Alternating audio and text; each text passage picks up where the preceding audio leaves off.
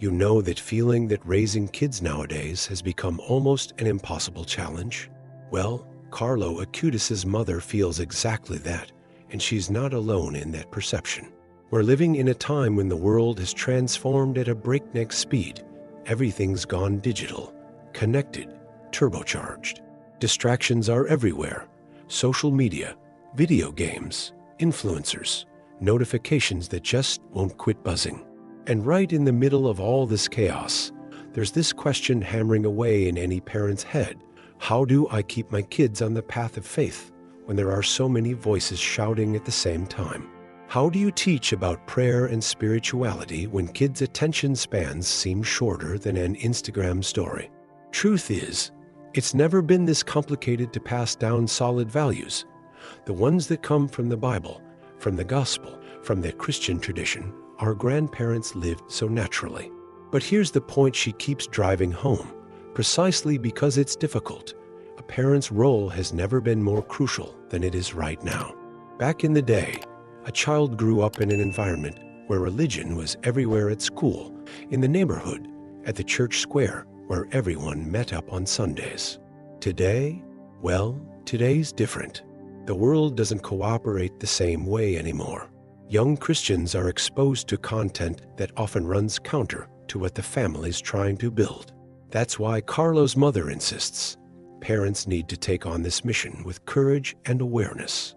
You can't outsource your children's faith, hoping catechism, class, or Sunday service will do all the work.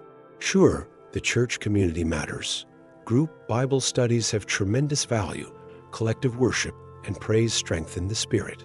But none of that replaces what happens at home, in the daily routine, in conversations at the dinner table, before bedtime, in those simple, everyday moments. It's there, in that intimate and safe space, where spirituality puts down deep roots.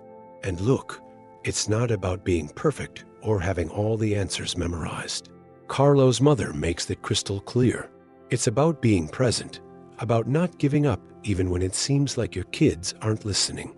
It's about insisting on prayer even when they roll their eyes, about talking about Jesus Christ even when they think it's old-fashioned, about maintaining the devotional routine even on the busiest days. Because deep down, that loving persistence is what's going to stick in their memory. One day, when they're facing their own tough choices, they'll remember those moments. They'll remember your voice teaching, your example, living Christianity with truth. And then, maybe, they'll understand that their parents' annoying insistence was actually the greatest gift they could have received. But for that to happen, there's a fundamental ingredient that needs to be present from the very beginning. And that's what we need to talk about now. Because you see, there's something Carlo's mother learned over time, and she repeats it like a mantra to any parent willing to listen. Faith doesn't begin in official catechism class. It doesn't magically appear when a child walks into church for religion lessons.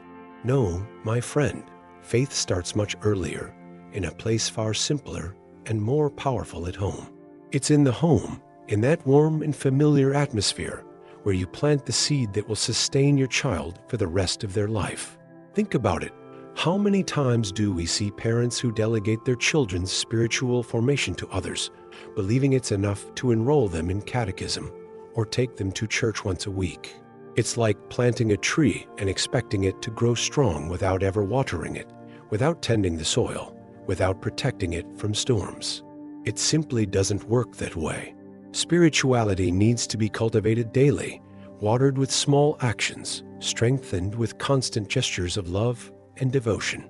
When she talks about praying with children from a young age, she's not talking about long, complicated prayers, about rituals kids won't understand. She's talking about simplicity, about kneeling by the bed before sleep and giving thanks for the day, about making the sign of the cross before meals, about mentioning Jesus in everyday conversations, as if he were really part of the family, because, in fact, he is. It's in these small gestures repeated day after day that faith becomes something natural, as organic as breathing. Carlo Acutis didn't become an exceptional young Christian overnight. It wasn't an instant miracle. It was the result of a mother who, from his earliest years, introduced him to the universe of the Bible, the gospel, prayer. She planted the right seeds at the right time, and then carefully and lovingly tended them so those seeds would sprout. And here's something fascinating. When you plant faith at home from an early age, you're giving your children a solid foundation to face any storm life throws at them. You're building an internal refuge where they can always return when the world becomes too heavy, too confusing, too dark. Because believe me, there will be such moments. There will be times when your children face temptations, doubts, painful losses. And in those moments, what will sustain them? It won't be that catechism class they had when they were 10. It'll be the emotional memory of having prayed with you. It'll be the memory of your voice teaching about God's mercy. It'll be the image of your example, living religion with authenticity.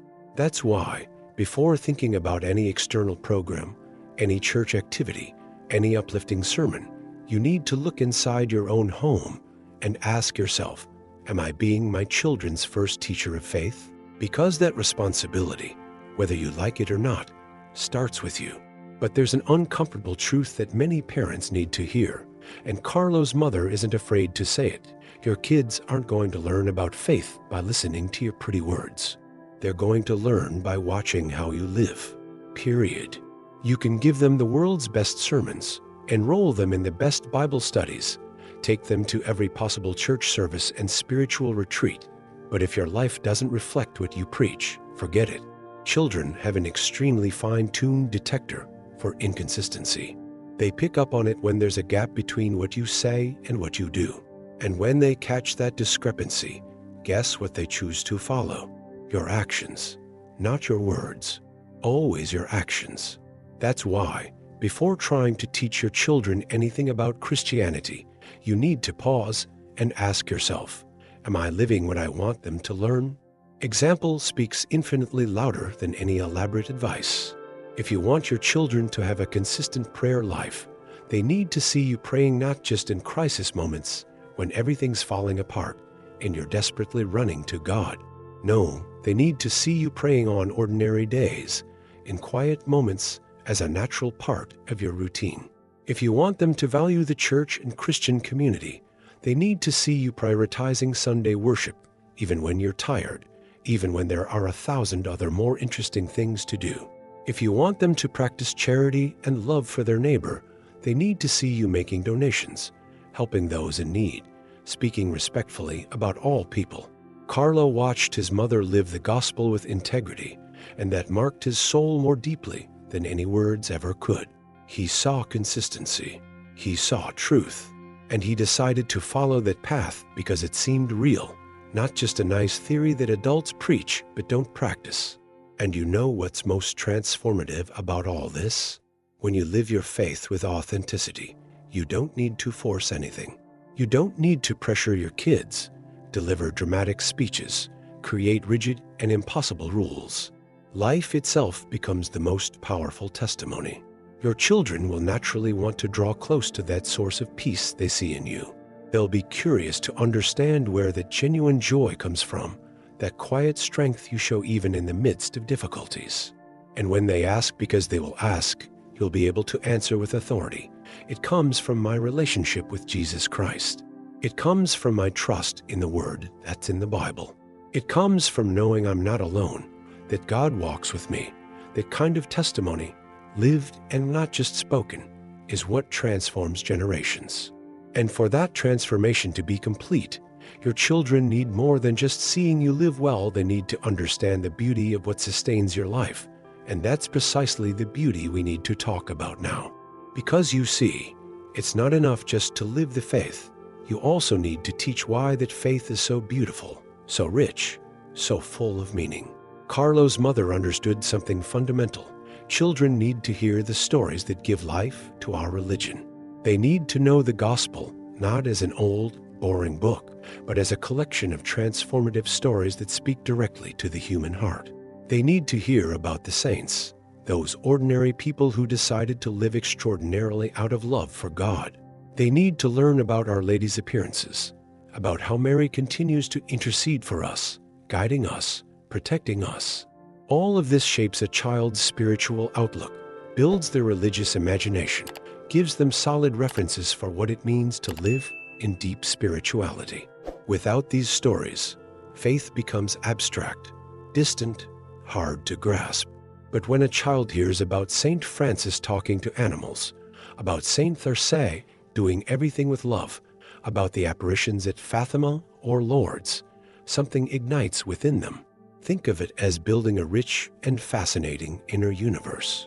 When you introduce your children to biblical narratives, David's courage against Goliath, Joseph's faithfulness in Egypt, Paul's conversion on the road to Damascus, you're giving them real heroes to admire.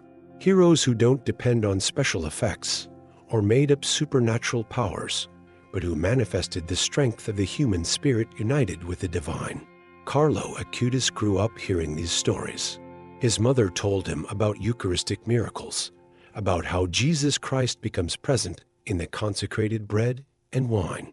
She talked to him about patron saints, about the importance of adoration, about the profound meaning of worship.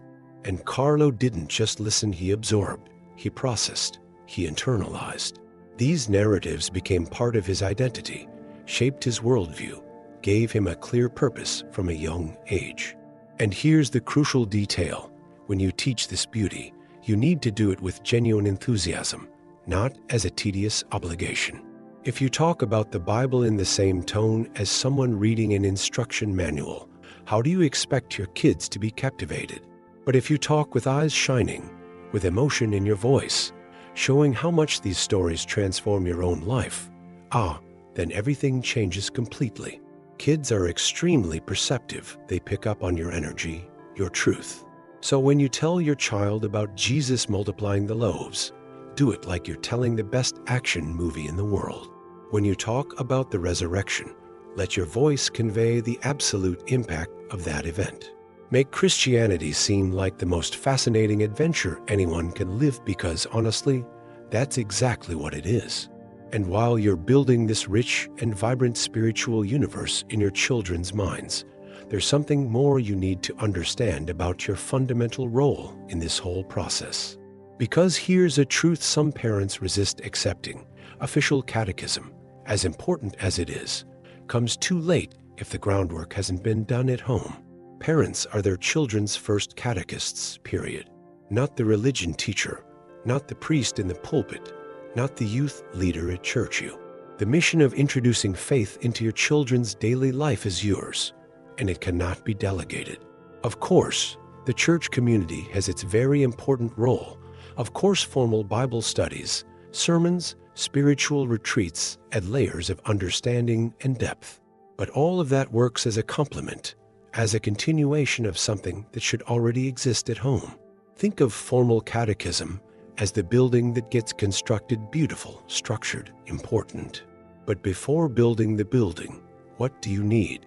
A solid foundation, well-planted footings. And that foundation is what you build in the little everyday conversations. When Carlo was little, his mother didn't wait for the church to do all the work. She talked with him about God while they prepared lunch. She explained the meaning of prayers while walking through the park. She answered his theological questions with patience and simplicity, adapting the answers to his level of understanding. You don't need to be a theologian with a doctorate to do that. You just need to be available. Be honest when you don't know something. Search for answers together.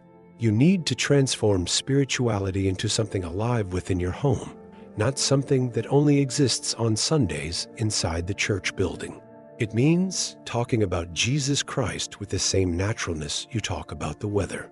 It means mentioning a Bible passage when a situation illustrates it. It means showing, in practice, how the gospel applies to the real challenges of modern life. And you know what's most beautiful about all this?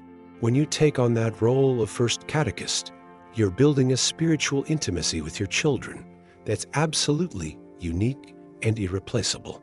No one else is going to have that kind of influence. No one else will be able to plant the seeds at the exact moment when your child's heart is most open to receive them. That's why, when you see your child come home from catechism with a doubt, with a tough question, with curiosity about faith, celebrate that moment. Don't deflect it by saying, Ask the catechist or look it up on Google. Sit down with them. Talk. Explore together. Show that religion isn't a separate compartment of life, but it's woven into everything we do, think, and feel. That kind of informal, ongoing, lived education is what truly forms a young Christian with solid foundations. But for all of this to work well in today's world, there's a modern challenge that parents can't ignore, and that's where things get really interesting. Because let's be honest, we're living in the digital age, and pretending that doesn't affect our children's spiritual formation is pure delusion. The internet is there, omnipresent, with its infinite power to connect, but also to distract, to inform, but also to confuse, to build, but also to destroy. And Carlo's mother is categorical about this. Being vigilant in the digital world isn't being a paranoid controller. It's a legitimate and necessary form of love. Think about it this way. If you saw your young child playing near a street with heavy traffic, would you stand there with your arms crossed saying, "I need to respect their freedom"? Of course not.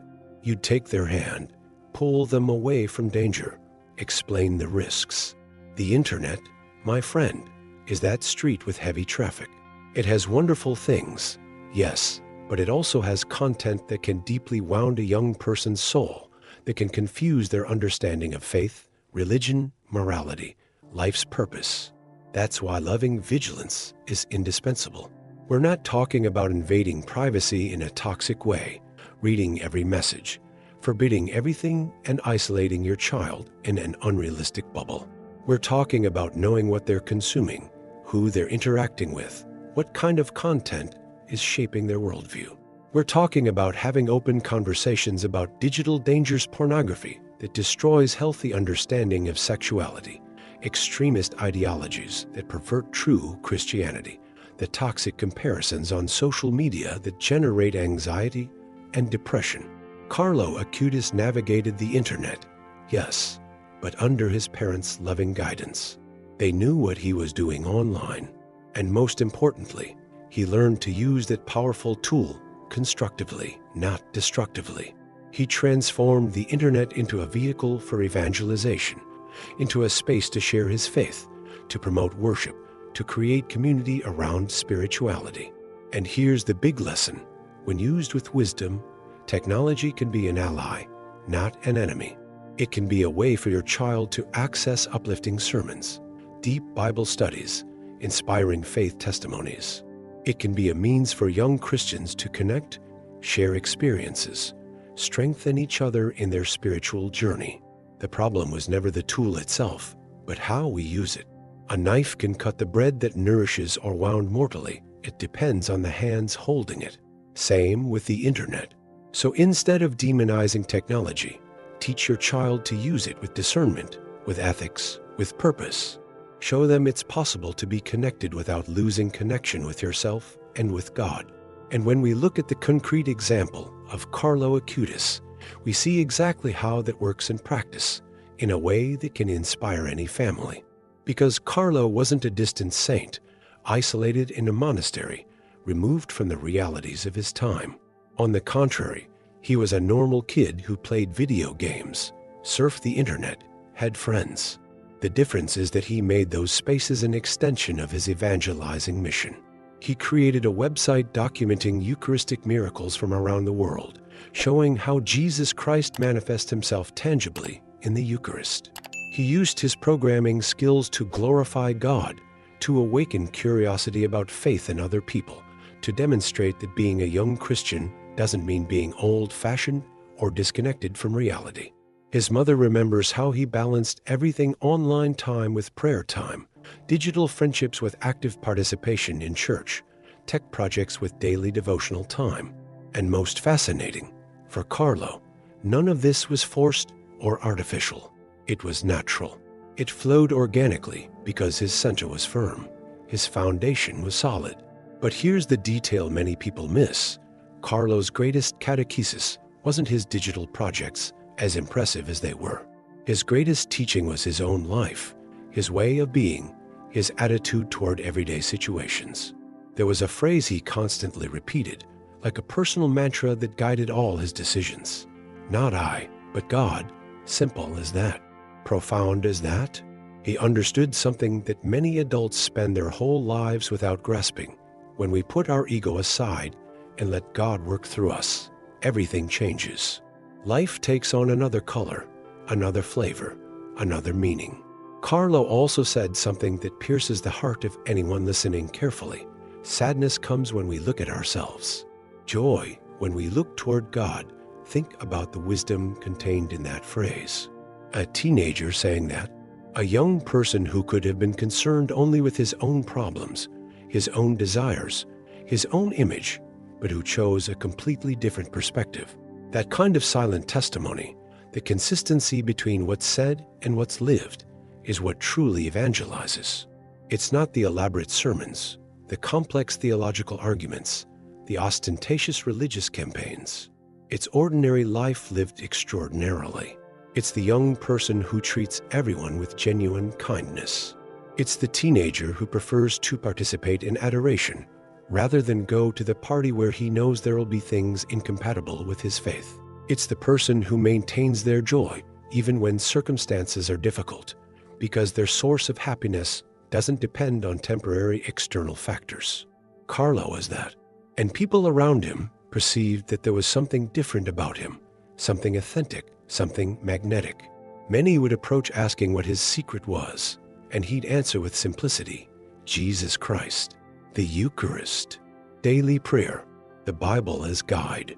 Nothing complicated, nothing esoteric, just the fundamentals of Christianity, lived with loving radicality.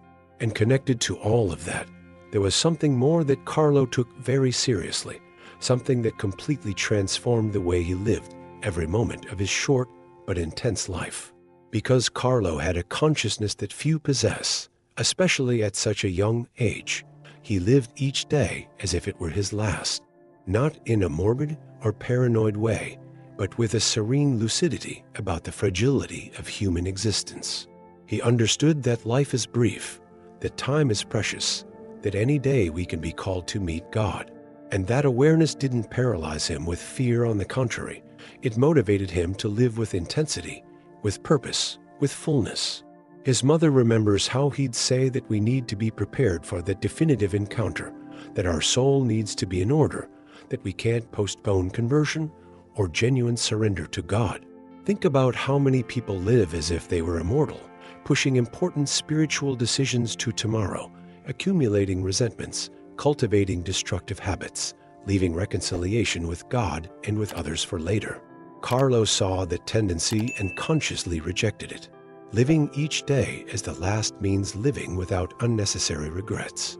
It means saying, "I love you" to those you love. It means asking forgiveness when you've hurt someone. It means doing that act of charity you've been putting off. It means participating in worship with full presence, not just with your body in church while your mind wanders. It means dedicating time to prayer and devotional time, not as a tedious obligation, but as an intimate encounter with the Creator. It means reading the Bible not to fulfill a ritual, but to truly listen to what God wants to tell us. It means seeking the sacrament of confession when the soul is heavy, instead of carrying guilt unnecessarily. Carlo did all of that, and that holy urgency kept him focused, protected him from the trivial distractions that consume so many young people's energy. He knew that life is preparation for eternity, and that perspective changed everything. And look at this profound irony. Carlo died young at 15, victim of fulminant leukemia. Many would say it was a tragedy, a life cut short prematurely, a waste of potential. But anyone who knows his story knows it was none of that. Carlo lived more in his 15 years than many live in 80. He lived with clear purpose, with burning faith, with generous love. And when his hour came, that hour no one knows when it will come, he was ready. He had no unfinished business with God. He had no stored up resentments. He had no paralyzing regrets. He was at peace, ready for the encounter his whole life had prepared him for. That's the difference living each day with awareness of eternity makes. It's not about living in fear of death, but with reverence for life. It's not about being obsessed with the end, but about living the present while knowing that the present is all we truly have. And when that awareness unites with something more, something fundamental, everything transfigures in an extraordinary way. Because here's the secret Carlo's mother wants everyone to understand. Her son wasn't exceptional on the outside. He didn't have superpowers. He wasn't a supernatural genius. He didn't have impossible to replicate abilities. Carlo was an ordinary boy from an ordinary family, living an ordinary life. He went to school like any other kid. He had homework, responsibilities, typical teenage challenges. He enjoyed the same things other young people enjoy: technology, friends, entertainment. So what made him different? What transformed his ordinary life into something extraordinary that now inspires millions of people around the world? The answer is so simple that many miss it: Christ at the center. Just that. Carlo placed Jesus Christ at the absolute center of his existence, and from that center, everything else organized itself, gained meaning, transfigured. When Christ is at the center, your priorities change. What before seemed urgent and important loses relevance, and what seemed secondary takes center stage. Your relationship with people improves because you start seeing Christ in every face. Your relationship with work or studies transforms because everything becomes an offering, service, glory to God. Your leisure moments stop being empty escapism and become restorative rest that prepares you to continue serving. Your way of facing difficulties strengthens because you know you're not alone, that God walks with you through the dark valley. Your joy becomes deeper and more stable because it doesn't depend on temporary external circumstances, but on an eternal source that no one can take from you. Carlo experienced that transfiguration.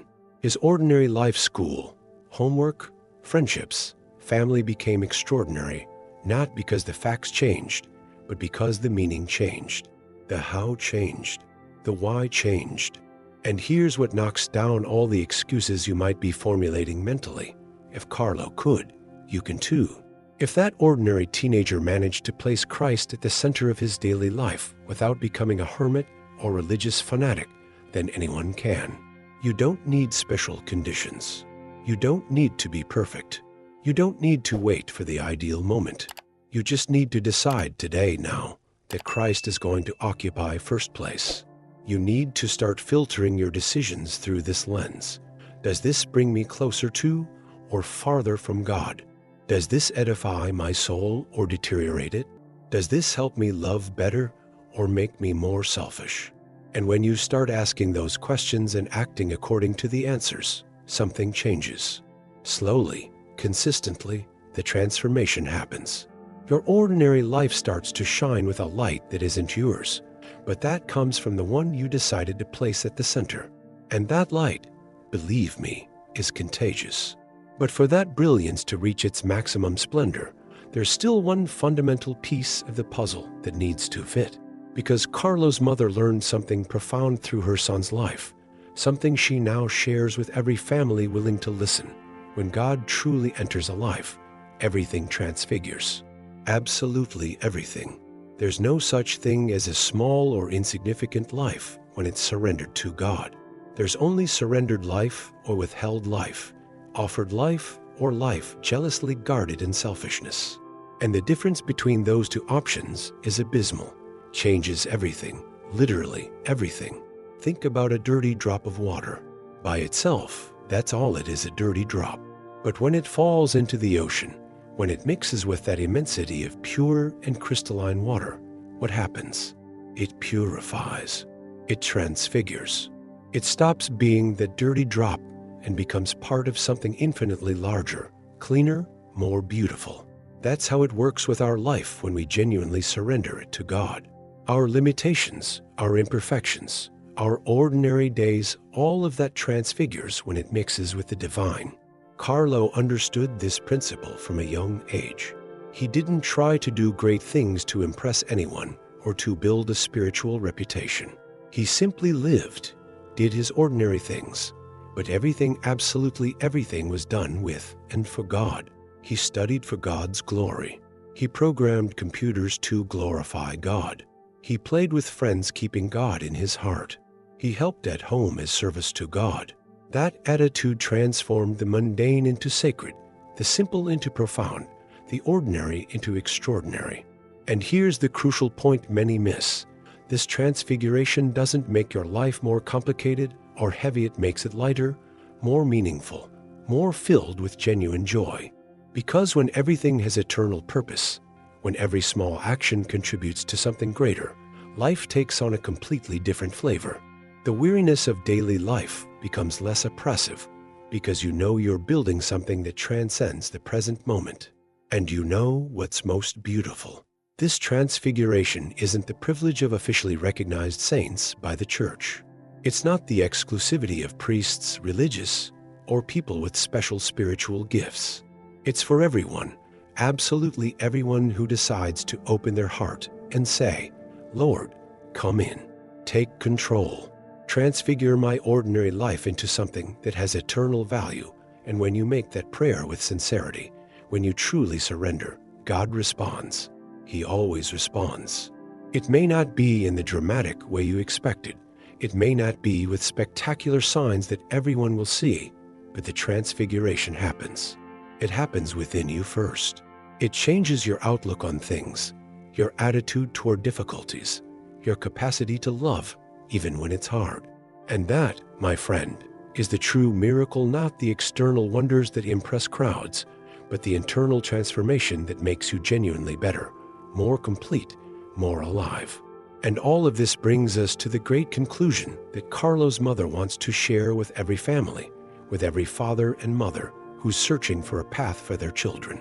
Because after everything that's been shared, after all these insights about education and faith, personal example, loving vigilance, conscious use of technology, radical surrender to God, after all of that, one essential question remains. What path does she wish for every family? The answer is crystal clear. She wishes that every family live that same journey of spiritual authenticity that she and Carlo lived.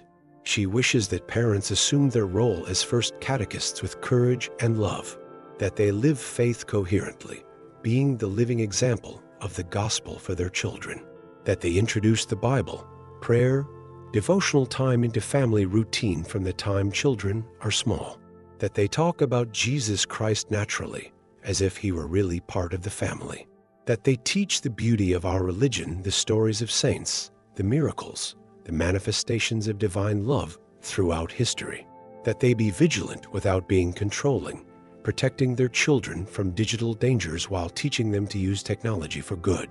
She wishes that every family understand that ordinary life can and should become extraordinary when Christ is placed at the center, that every moment from preparing breakfast to doing school homework, from going to work to participating in Sunday worship, can be lived as an offering to God, as an expression of faith, as silent but powerful testimony. She wishes that today's young Christians, bombarded by 1,000 distractions and contradictory voices, find in their own homes the safe refuge where their spirituality can flourish, that they hear from their parents not just pretty words about faith, but see lives truly transformed by Christianity, that they perceive that being Christian isn't being old-fashioned or disconnected from reality, but is living with purpose, joy, and meaning in a world that often seems lost and empty.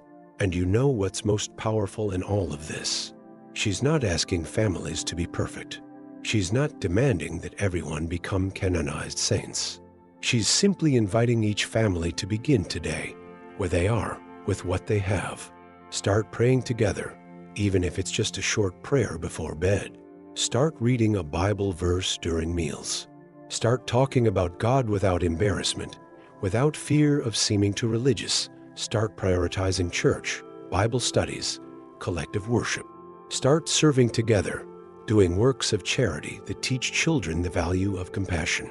Start living with a little more awareness of eternity, of the fact that this life is preparation for something much greater.